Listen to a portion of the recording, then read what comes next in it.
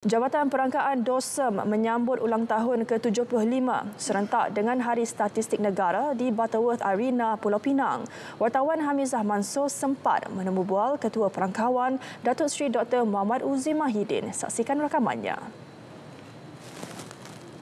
Assalamualaikum Datuk. Okey, Datuk boleh ceritakan sedikit berkenaan dengan sambutan Hari Statistik Negara dan ulang tahun Intan ke-75 Jabatan Perangkaan Malaysia. Terima kasih Hamizah. Assalamualaikum warahmatullahi wabarakatuh. Salam sejahtera para pendengar.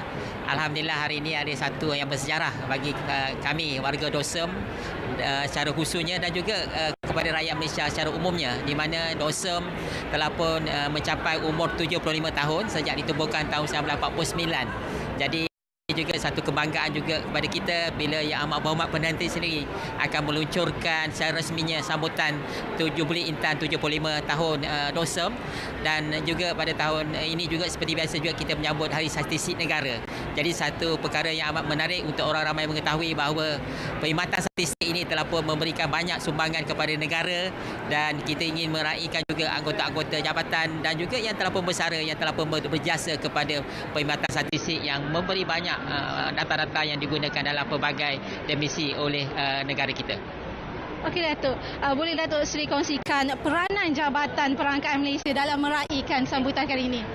Kita lihat dalam apa juga dasar-dasar yang ingin dilaksanakan, dalam apa juga keputusan perniagaan yang nak dilaksanakan oleh para peniaga, oleh para pelabur dan juga rakyat umum misalnya untuk membuat keputusan.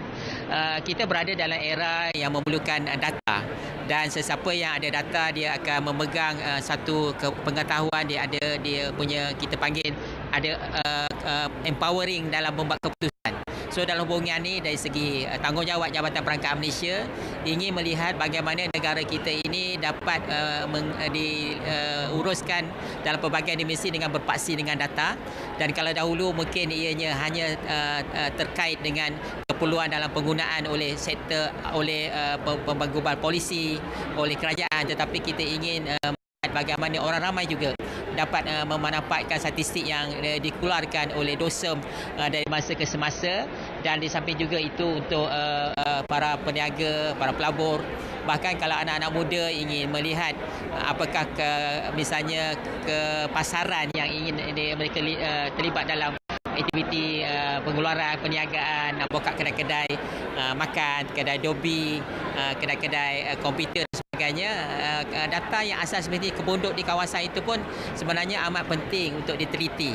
Bahkan pada hari ini satu baru akan diketengahkan oleh DOSEM yang akan diluncurkan oleh Yang Amat Berhormat Perdana Menteri, iaitu indikator kos sara hidup yang kita namakan perbelanjaan asas kehidupan wajar, PAKLU, yang mana perbelanjaan kehidupan asas kehidupan wajar ini akan memberikan apakah amount perbelanjaan yang diperlukan untuk hidup selesa, decent living bagi setiap kawasan di seluruh negara mengikut daerah, 162 daerah. Jadi kita ingin melihat bahawa data-data setempat digunakan dalam kita mengadakan sesuatu program ataupun mengukuhkan bagaimana bantuan-bantuan yang diperlukan bagi masyarakat yang memerlukan, yang selama ini kita dapati ia tidak ada lagi maklumat-maklumat berbentuk ditanda araskan mengikut kawasan-kawasan ataupun daerah-daerah, yang mana setiap daerah juga ada dia punya kawasan bandar dan luar bandar.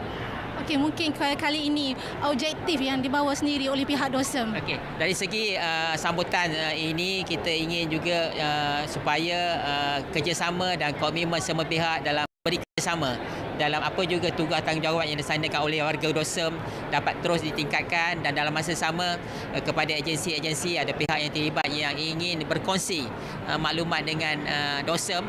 Kita berada di era data integration, dan kita juga ingin melihat bahawa frekuensi data yang kita ada itu tidak lagi bergantung kepada pengumpulan data di lapangan, tetapi kita melihat melalui data-data pentadbiran. Ini membolehkan setiap keputusan itu dapat dibuat dengan pantas. Sekarang kita berada dalam era speed is really matter, kepantasan dalam membuat keputusan, dan dalam keadaan yang kompleksiti kita kena cepat.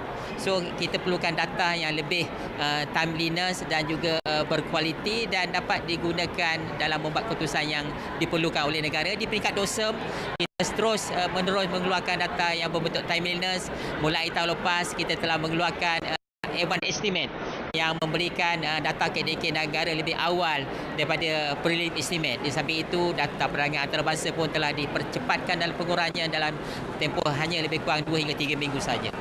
Okey, terima kasih Datuk Seri atas perkongsian. Okey, baiklah, setakat itu sahaja perkongsian dari Pulau Pinang. Kita kembali ke Angkasa Puri. Baik, terima kasih Hamizah.